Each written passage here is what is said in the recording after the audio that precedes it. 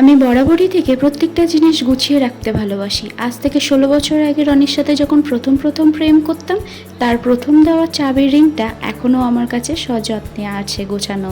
তাহলে ভাবো তো 3 বছর আগে কিনা বিরাতিকে এই ভাঁড়গুলো কী করে ফেলে দিই।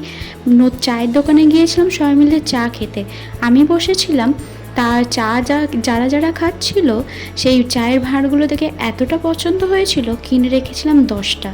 ভেবেছিলাম কোনো না কোনো একদিন কাজে দেবে, আজকে বুদ্ধি খাটিয়ে সেগুলোকে কাজে লাগাবো।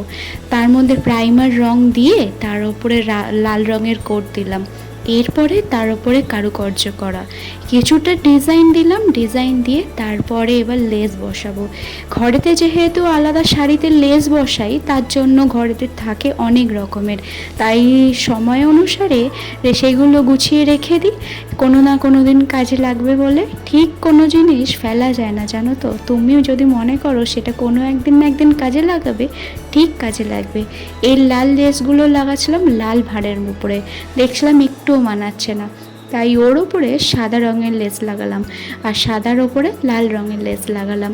বলো তো কেমন লাগছে জিনিসগুলো।